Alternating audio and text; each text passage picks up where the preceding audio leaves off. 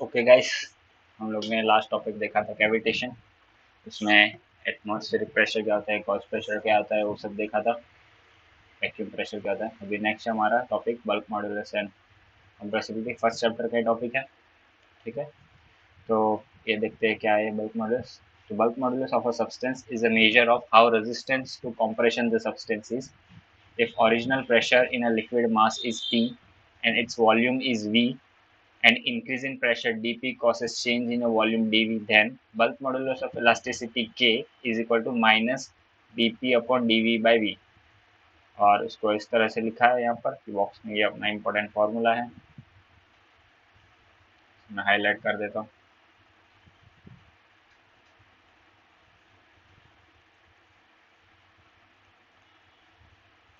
ठीक है, तो अभी बल्क मॉड्यूलस देखते क्या है। बल्क मॉड्यूलस ये होता है कि मतलब कोई भी चीज़ को अगर हम लोग उसको उसके ऊपर फोर्स अप्लाई कर रहे हैं या कुछ कंप्रेस करने की कोशिश कर रहे हैं, तो कितना वो मटेरियल की कितनी रेजिस्टिंग कैपेसिटी है, कि मतलब वो कैसे उसको कैसे रेजिस्ट कर सके कोई चीज़ को, अगर कोई सब्सटेंस को हम लोग कंप्रेस कर रहे हैं तो उसका कितना रेजिस्टेंस है वो हमें बताता है बल्क मॉड्यूलस। उसे हम लोग किससे डिनोट करते हैं, के से डिनोट करते हैं, उसका डिनोटेशन का के है। ठीक है, और ये उसका फॉर्मूला है minus D P upon D V by V, कि कितने प्रेशर अप्लाई किया, चेंज इन प्रेशर। मतलब ऐसा कि अगर ओरिजिनल प्रेशर पी था और वॉल्यूम वी था, तो उसमें कुछ कंप्रेशन डाला, उससे क्या हुआ कि प्रेशर थोड़ा सा डीपी से बढ़ा, मतलब कंप्रेस करने की कोशिश, और उसमें वॉल्यूम चेंज आया डीवी। तो वही लिखा है कि थोड़ा प्रेशर देने की वजह से इतना चेंज आया। अब ये माइनस यहाँ पर क्यों लिखा है, ये फॉर्मूला में आपने देखा रहेगा कि यहाँ पर माइनस लिखा है। माइनस इसके लिए क्योंकि हम लोग कोई भी चीज़ को कंप्रेस करते हैं तो क्या होता है, उसका वॉल्यूम डिक्रीज होता है, मतलब थोड़ा सा, हल्का सा, पूरा तो नहीं आया, या तो कोई चीज़ मोस्टली वॉल्यूम के थ्रू फैल जाती है साइड में, बट माइन्यूट सा वॉल्यूम डिक्रीज होता है। तो वो क्या माइन्यूट सा वॉल्यूम डिक्रीज हुआ है, वो है अपना डीवी बाई वी। ठीक है, तो इसके लिए वो डिक्रीज होने की वजह से यहाँ पर माइनस लिखा है।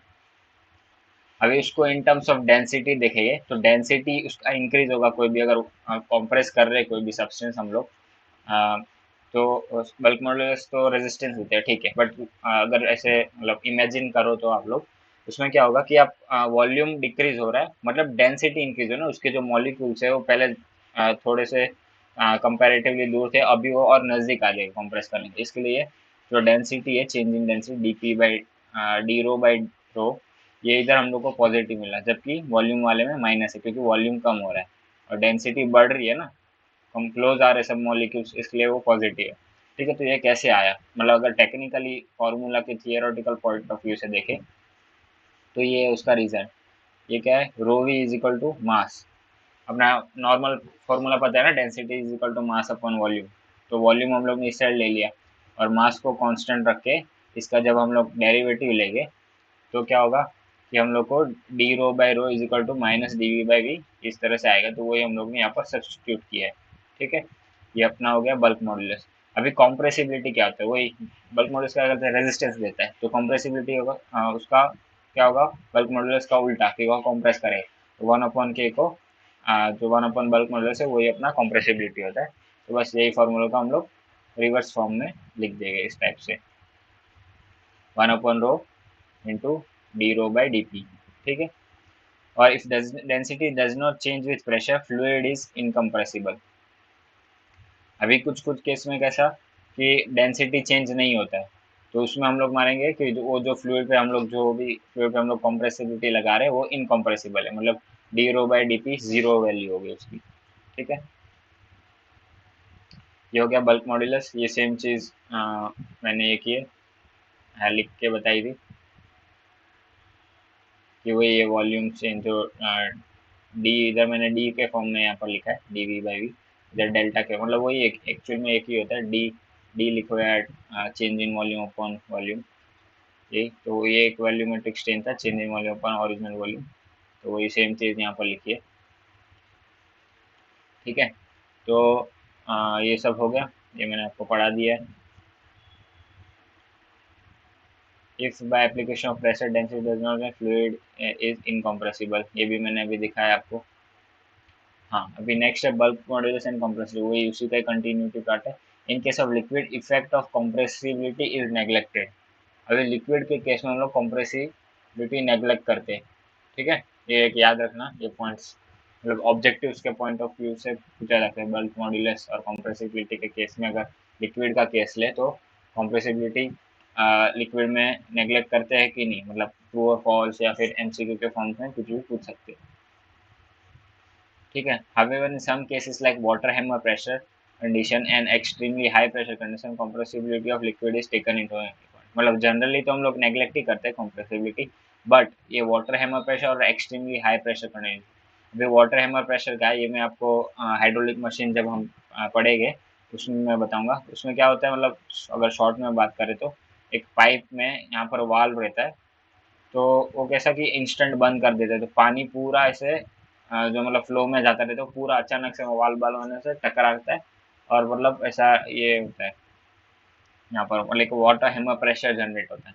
मतलब वाटर एक हैमर से धड़ाम से यहाँ पर लगेगा, तो वो उधर उस केस में कंप्रेसिबिलिटी कंसिडर करे कि ये मैं आपको एग्जैक्टली क्या होता है पाइप में कैसे होता है वो हाइड्रोलिक मशीन में कवर करूंगा, बट ये जस्ट खाली आपको रेफरेंस के लिए बताइए। वाल्व देखो यहाँ पर मैंने बनाया कि मतलब ऐसे अचानक क्लोज करेंगे तो उसके बाहर के जो पाइप के सरफेस पे उस पर प्रेशर पुश कर रहे हैं तो तरह से कंप्रेस हो सकता है वहाँ पर उस पॉइंट ऑफ व्यू पे, मतलब एक्सट्रीमली हाई प्रेशर होता है वाटर हैमर प्रेशर, ठीक है।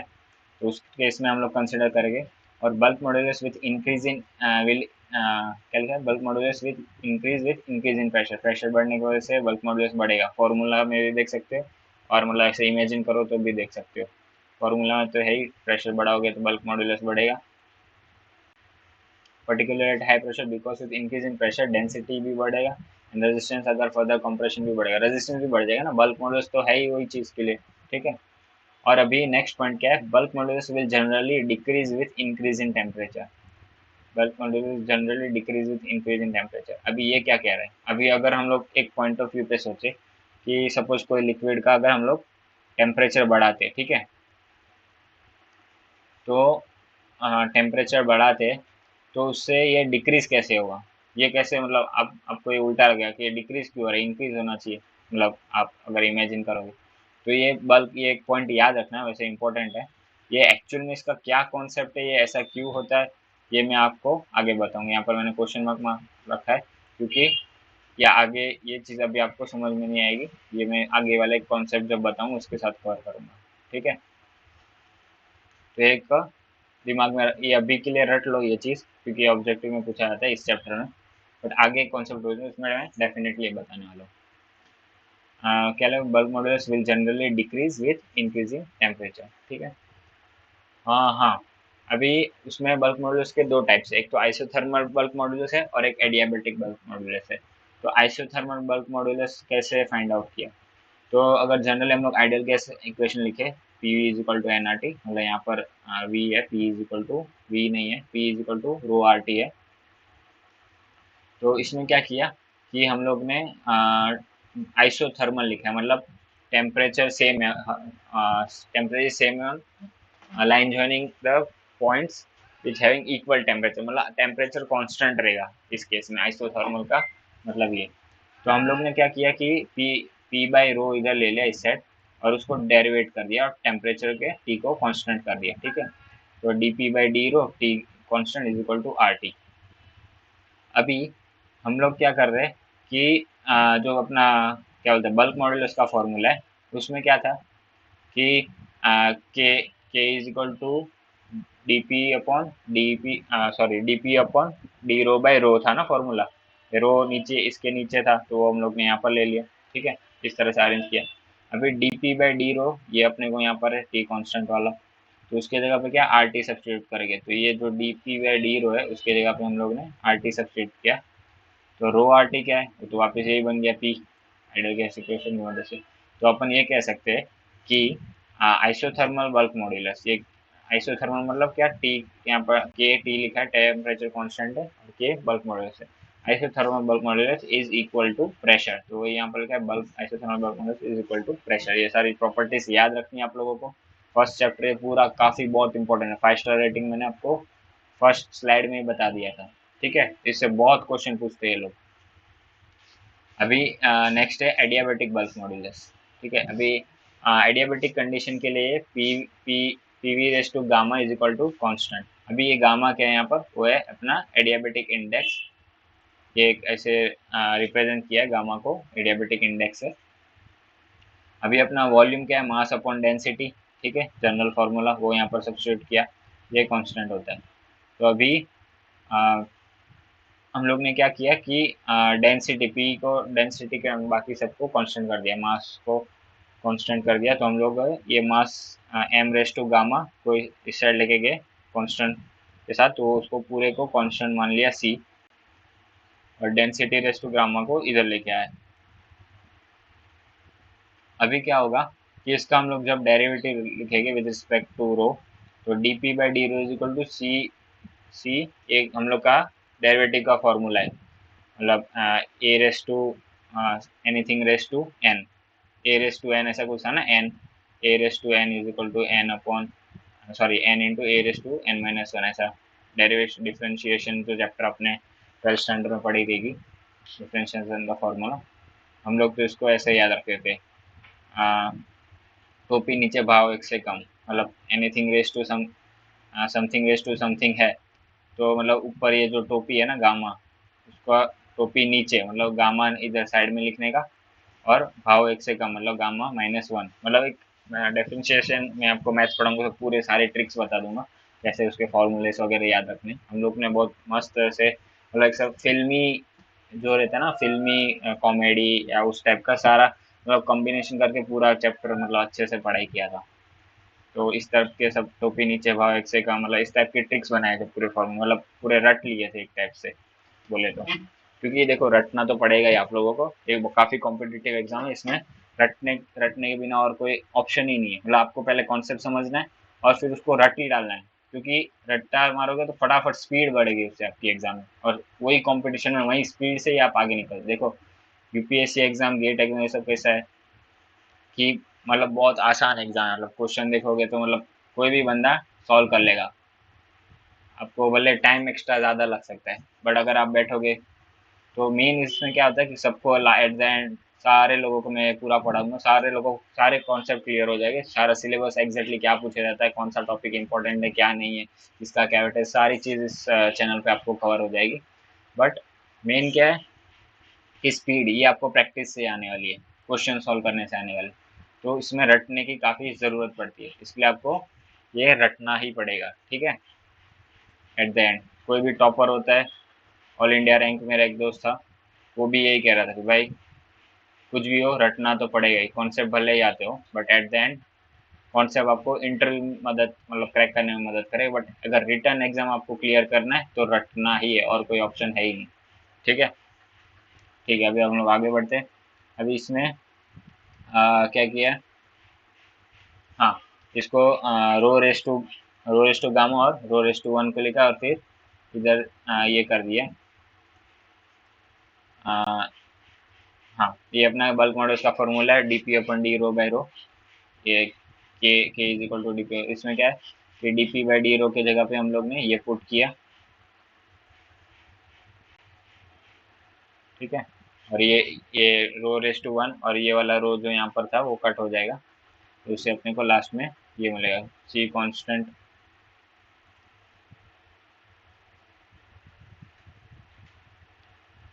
सेकेंड।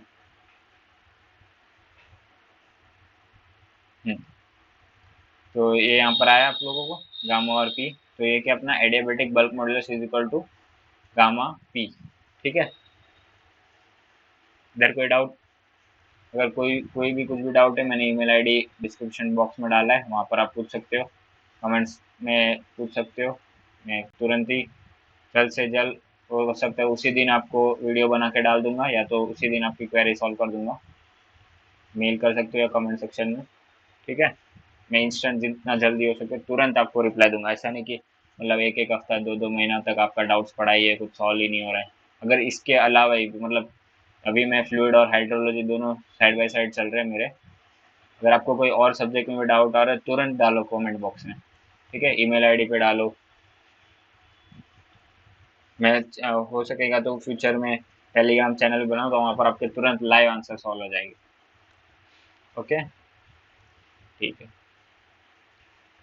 ये हम लोग ने देखा इसरो ये प्रेशर की वजह से, और यहाँ पर ये हम लोग ने ये देखा एड के एडियाबेटिक आइसो आइसो सॉरी कौन सा था, एडियाबेटिक बल्क मॉड्यूलस।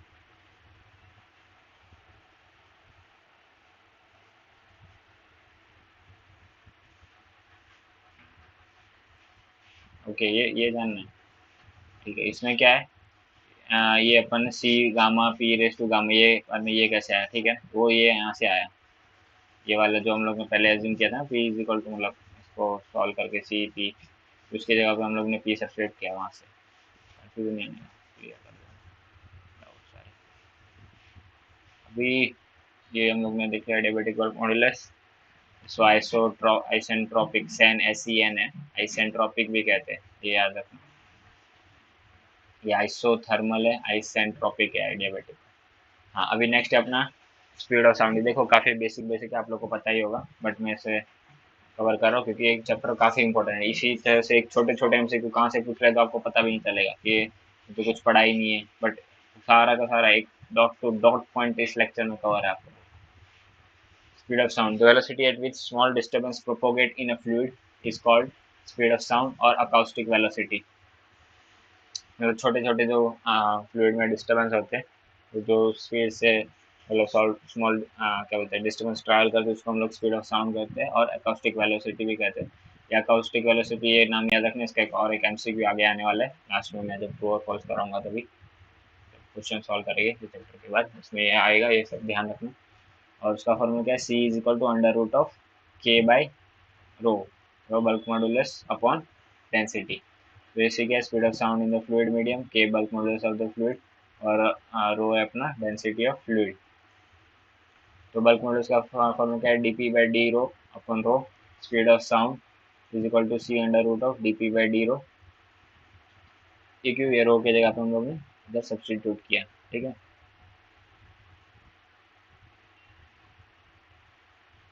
एक सेकेंड, बल्क मॉड्यूलस, हाँ सॉरी, ये के जगह पे हम लोग ने ये सब्सटीट्यूट किया है, तो इसमें क्या रो रो कैंसिल हो जाएगा और डीपी बाई डी रो बचेगा।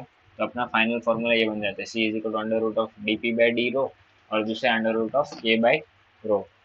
तो इसमें के पी लेंगे जब अपना कंडीशन आइसोथर्मल देगा, ये सब जब सॉल्व करेंगे तभी न्यूमेरिकल्स वगैरह जब रहेगा ना, उसमें कोई भी क्वेश्चन उसमें दिया रहेगा कि भाई तुम्हें आइसोथर्मल बल्क मॉडुलस लेना, तो ये वाला फॉर्मूला पी बाई रो हो जाएगा फॉर्मूला उस टाइप से।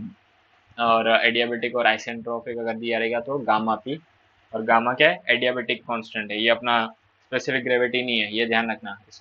गामा हम लोग स्पेसिफिक ग्रेविटी को भी लास्ट लेक्चर में देखा था, स्पेसिफिक ग्रेविटी को भी लेते हैं, ठीक है। जो बेसिक प्रॉपर्टीज हम लोग ने देखी, स्पेसिफिक वेट से स्पेसिफिक ग्रेविटी, उसमें गामा हम लोग रिप्रेजेंट करते हैं स्पेसिफिक इसको क्या बोलते हैं वेट को।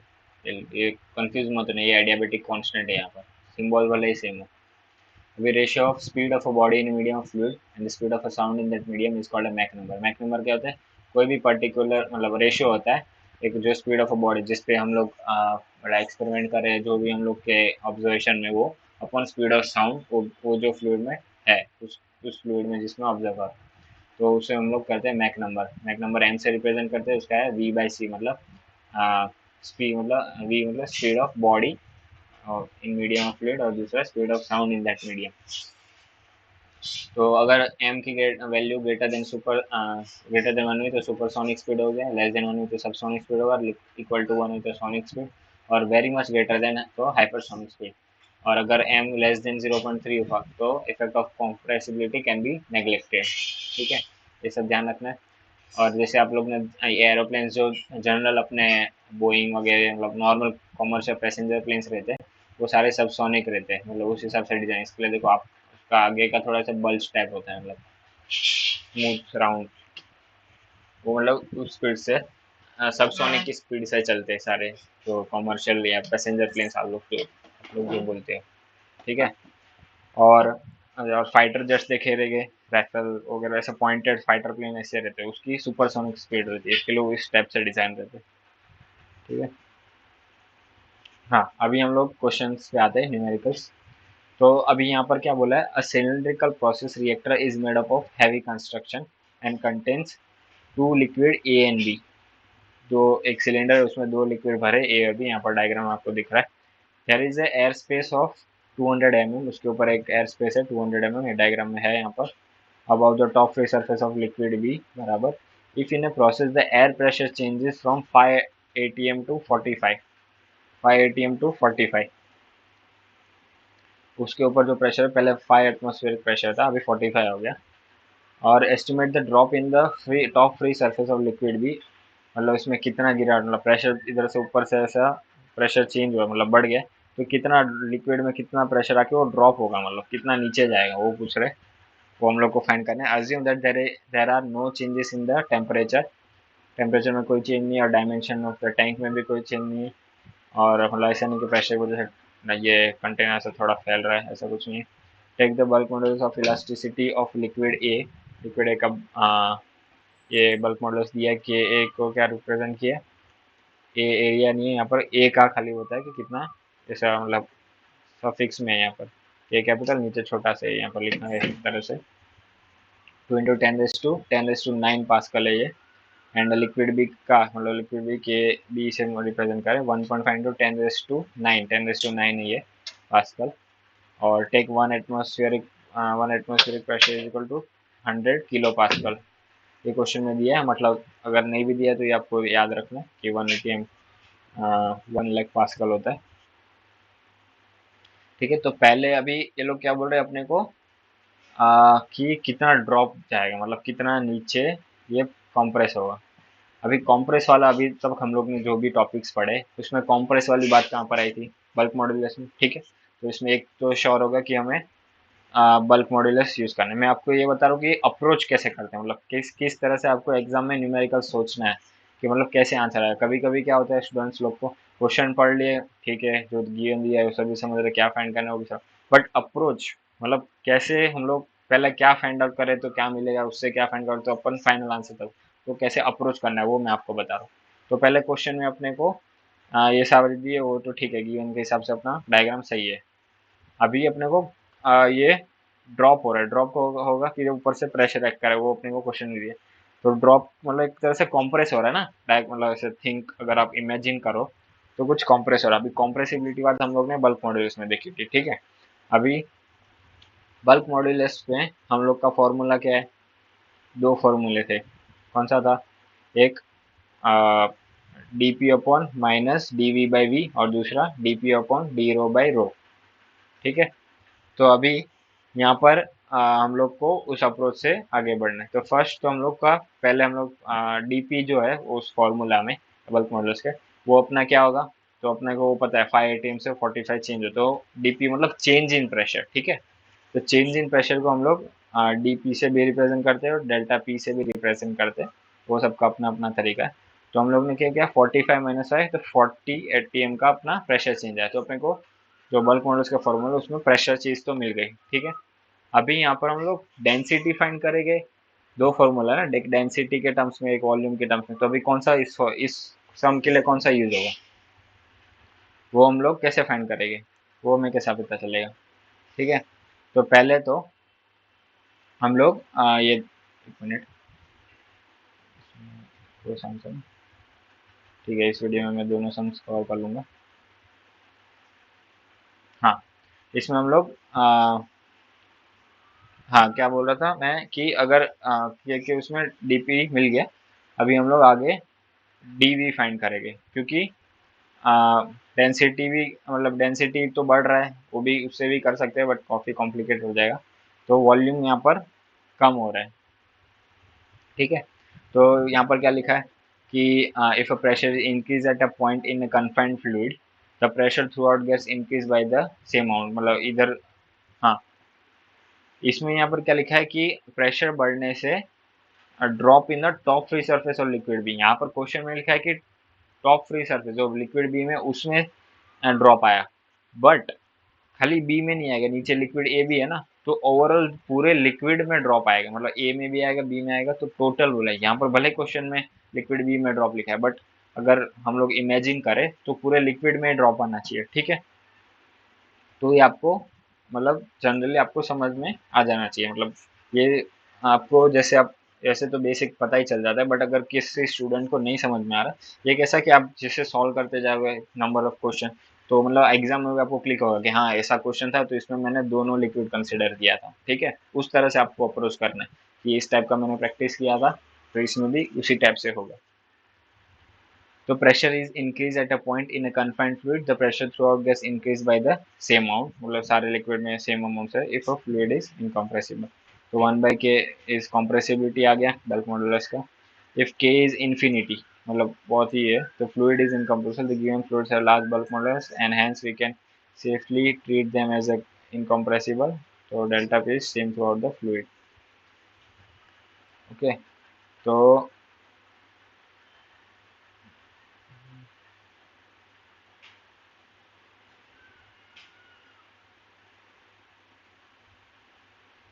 एक्चुअली ये लोग ने थोड़ा अलग मतलब यहाँ पर सॉल्व किया है, मैंने अपने खुद के अप्रोच से किया था, मतलब पहले डीवी निकाल दिया अलग से डीवी बाई वी और फिर उसको पुट करके। चलो ठीक है, मैं ये वाला थोड़ा बता देता हूँ ये लोग ने कैसे अप्रोच किया। मैंने मतलब लॉजिकली मतलब क्या अपने को चाहिए कैसे अप्रोच से मैंने अपने हिसाब से सॉल्व किया था।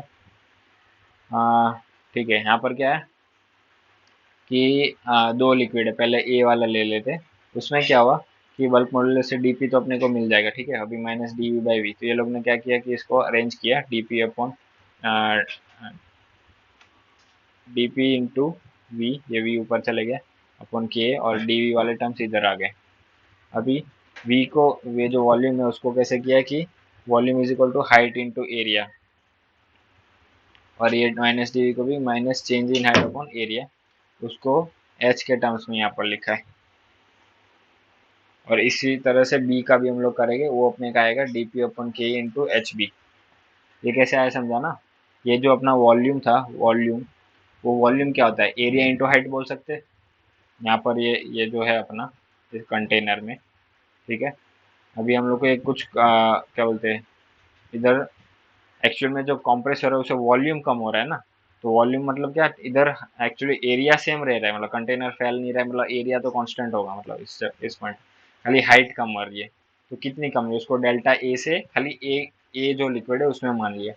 तो ये जो वॉल्यूम वाला है ना, उसको हम लोग ने दो चीज में लिखा कि एच ए से कम होगा और एरिया तो सेम ही रहेगा। और डी कितना चेंज आ रहा है, तो उसको डिक्रीज हो रहा है, कॉम्प्रेस होने की वजह से लिक्विड डिक्रीज हो रहा है ना, मतलब कॉम्प्रेस डाउनवर्ड जा रहा है, इसके लिए हम लोग ने यहाँ पर ये लिखा है change in H A, minus तो था ही ऑलरेडी, ठीक है, माइनस डीवी का वो माइनस, तो change in H A into area, area देखो दोनों जगह पे सेम है, एरिया एरिया कैंसिल होगा। अभी एच ए के टर्म्स में मतलब कितना डिक्रीज हुआ हाइट उस टर्म्स में लिखे, तो minus delta H A is equal to D P upon K into H A, ये हो गया। ये दोनों अलग है, ये एच ए है और ये चेंज इन एच ए है। ओके, एच ए मतलब ये टोटल हाइट, मतलब ये जो नीचे लिक्विड ए का है ना, और चेंज इन एच ए मतलब कितने से ड्रॉप हुआ।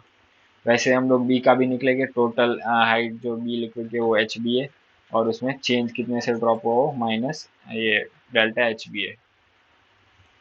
अभी क्या करेंगे कि टोटल ड्रॉप क्या होगा, ये दोनों का एडिशन, ए में कितना हुआ और बी में कितना हुआ, ठीक है। तो वो हम लोग ने यहाँ पर लिखा total decrease in the level of liquid be in the container. यहाँ पर क्वेश्चन में बी पूछा है इसके लिए हम बी लिखा है, बट ओवरऑल तो ए और बी में दोनों में हो रहा है, तो बस क्वेश्चन लिखा है इसके लिए यहाँ पर बी लिखा है। तो minus H A delta H A plus minus delta H B. अभी उसकी जो डी पी अपन एच ए अपन के और डी पी अपन एच बी इंटू ए, ये अपने यहाँ पर ऐड करके लिखा। अभी प्रेशर अपने को पता है, ये जो चेंज इन आया था 45 माइनस 5 किया था 40 आया था 48 एम, उसको क्वेश्चन में दिया था 180 is equal to 100 kilo pascal, तो 100 किलो पास्कल को ये पास्कल न्यूटन मीटर स्क्वायर होता है, तो 100 किलो का के का 10⁻³ तो यहाँ पर डाल दिया। एच ए अपना कितना है 0.6 मीटर, और के अपने को क्वेश्चन में दिया है 2 × 10 में न्यूटन पर, ये यूनिट्स का ध्यान रखना है। अभी ये है आ,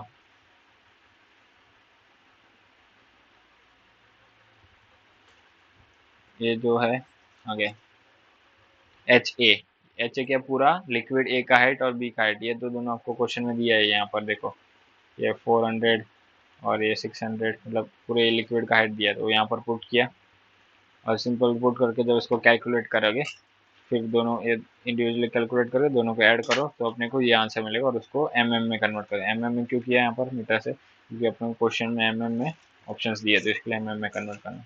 तो टोटल चेंज अपना ड्रॉप इतने से आया 2.27 का। ठीक है, अभी क्या मतलब इससे क्या जानने वाले, ये क्वेश्चन में ऐसा था कि अगर 5 से 45 का हम लोग प्रेशर चेंज किए, मतलब 40 एक्स्ट्रा बढ़ाए, तो कितना ड्रॉप हुआ, तो 2.27 का ड्रॉप हुआ टोटल यहाँ पर इसमें। ठीक है, इससे हम लोग को ये पता है। तो इसी तरह से आपको अप्रोच का ये करना है। ये नेक्स्ट क्वेश्चन मैं आपको बाद में थोड़ा अलग है। और अभी हाँ, second question, determine the density of a sea water at a depth of 200 2200 meter if the density at the free surface when water pressure is 101 kilopascal is 1020 kg per meter cube. Given constant bulk modulus K is equal to 2.5 GPa and take variation of pressure with depth as dP is equal to rho g dz. अभी ये क्या कह रहा है कि ये diagram है, जैसा ये सी है, यहाँ पर ये मैंने पूरा सी का एक बनाया। इसमें क्या है कि ऊपर अपने को 101 किलो पास्कल का प्रेशर लग रहा है, और डेंसिटी कहाँ है ऊपर, क्या है 1020 kg पर मीटर क्यूब, इतना हाइट है डेप्थ ऑफ सी का 2200 मीटर। और नीचे क्या बोलते पूरे लिक्विड का जो बल्क मॉड्यूलस है 2.5 गीगा पास्कल है। ठीक है, तो यहाँ पर नीचे अपने को क्या होना है, टेक वेरिएशन प्रेशर विद, हाँ पूरा प्रेशर में वेरिएशन आएगा, मतलब ऑफ कोर्स पानी इधर, फिर इसका भी वेट एक्ट होगा, इसका भी वेट होगा, इसका मतलब पूरा प्रेशर बढ़ते जाएगा ना अंदर। मतलब वेरिएशन ऑफ प्रेशर इस फॉर्मूला के हिसाब से अपने को, एक मतलब इस इक्वेशन के हिसाब से अपने को प्रेशर का वेरिएशन पता चलेगा। और फाइंड क्या करना है, determine the density at the sea depth, मतलब इधर डेंसिटी क्या है, ऊपर का अपने को प्रेशर डेंसिटी दिया है, हाइट टोटल इतना है, बल्क मॉडुलस पानी का दिया है, तो नीचे कितना अपना डेंसिटी होगा। ठीक है, तो हम लोग को z के टर्म्स में ये इक्वेशन, पहले तो अपने को ये जो इक्वेशन है इसमें क्या है कि D P is equal to rho G D Z. अपने को बल्क मॉडुलस के लिए तो क्या बोलते हैं, बल्क मॉडुलस का फॉर्मूला के लिए आ, अपना फॉर्मूला क्या था, rho D P upon D rho by rho, और दूसरा था D P is equal to D sorry K is equal to D P upon minus D V by V ना। दो फॉर्मूले रो के टर्म्स में, एक डेंसिटी के टर्म्स में और एक वॉल्यूम का। तो पहले डी पी अपन कैसे फाइंड करेंगे उस फॉर्मूले की, तो रो जी डी जेड ये अपने को इक्वेशन क्वेश्चन में दिया है। इसमें क्या है कि हम लोग डी पी बाई डी रो इसको बनाएंगे, ये अपना मतलब बल्क मॉडल्स का फॉर्मूला है। अभी इसको हम लोग को उस फॉर्म में बनाना होगा, ये जो इक्वेशन है ना।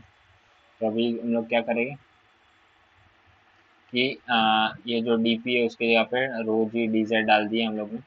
ये K is equal to rho upon D P के जगह पे रो जी डी जेड डाल दिया अपॉन डी रो। ठीक है, अभी डी रो और ये रो स्क्वायर दोनों एक साइड ले लिया, और के जी बाई के डी जेड एक साइड ले लिया। अभी इसको हम लोग ने इंटीग्रेट किया।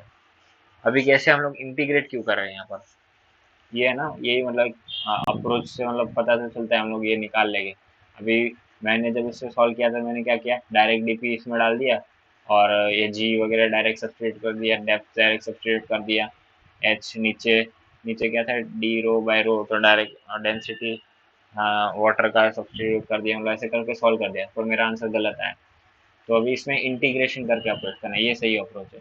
ठीक है, तो मतलब ऐसा मिस्टेक होता है जब आप प्रैक्टिस करोगे, तो मतलब इस टाइप के मिस्टेक होते हैं। मैंने डायरेक्ट सब्स्टिट्यूट करा था, मैंने इंटीग्रेशन, मतलब क्वेश्चन में ये लिखा था पर ध्यान ही नहीं दिया कि प्रेशर वेरिएशन आ रहा है, मतलब डेप्थ के साथ प्रेशर चेंज होता है, होते जा रहा है। तो उस केस में हमें इंटीग्रेशन करना पड़ेगा। इंटीग्रेशन और डिफरेंशिएशन ये तो आपको पता ही होगा 12th मैथ्स में, मैं आपको मैथ्स में भी कवर करूंगा बेसिक्स। ये इंटीग्रेशन का कि जब बहुत सारे टुकड़े को जमा करके आगे छोटे पार्ट्स को एक कंबाइन चीज बनाते हैं। और डिफरेंशिएशन कब होता है कि जब एक बड़े टुकड़ों को छोटे छोटे टुकड़े में डिवाइड करते हैं, तभी डिफरेंशिएशन होता है। और जब जोड़ते हैं तो इंटीग्रेशन होता है। तो अभी यहाँ से यहाँ तक ये जो सी है ऊपर से नीचे तक, अपने को पूरा इंटीग्रेट करना पड़ेगा, क्योंकि वेरिएशन। तो कैसे, हम लोग ने इस फॉर्म में रो को एक साइड लिया, बाकी सारे कांस्टेंट को और जेड को इस सब लिया और उसको इंटीग्रेट किया। इंटीग्रेट करने के बाद ठीक है, 1/x² तो -1/x is equal to G Z. G Y के कांस्टेंट है और डी जेड नथिंग, कोई भी कुछ भी नहीं रहेगा कांस्टेंट का, तो एक्स ही होता है ना।